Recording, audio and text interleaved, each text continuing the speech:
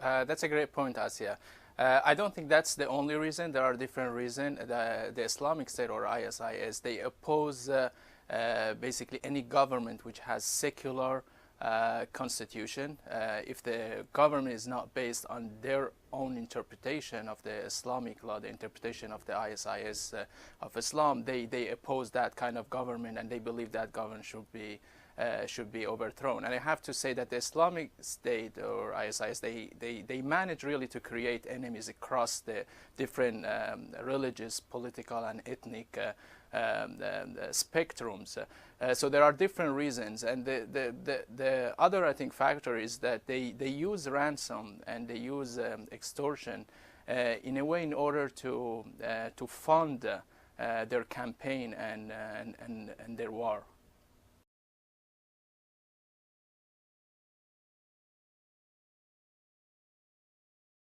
I think you're absolutely correct. Japan is a signatory of the 2013 G8 communique, which indicates that they reject paying ransom to terrorists.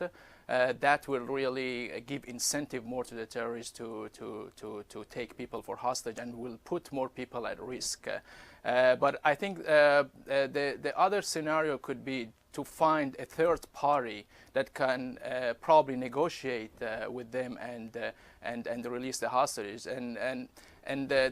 Japan is absolutely in a difficult position. We have seen any videos which has been put online by the Islamic State of hostages. They rarely release those hostages. The American journalist James Foley was the first one, and most of them, they have been beheaded. So I think Japan is in a very difficult situation.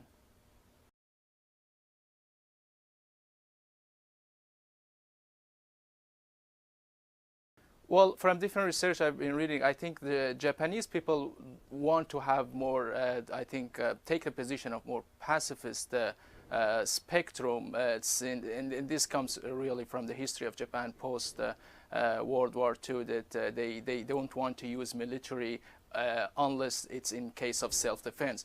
So they don't really want an aggressive methods to be directly involved in a war. This is what I'm cognizant of, but I'm not sure if they really want the government to pay the money and bring the hostages back. But they absolutely, I think they want the hostages to come home safe.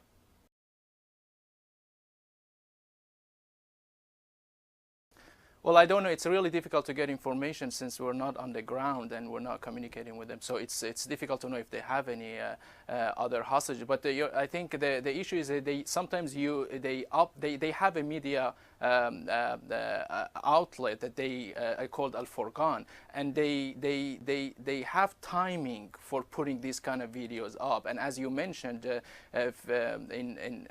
Japanese Prime Minister in Cairo, he pledged to pay $200 million for creating humanitarian corridors for people who've been victims of the ISIS attack. So they put up the video a few days after. So they have some tactics and strategies when to really to publish these kind of videos.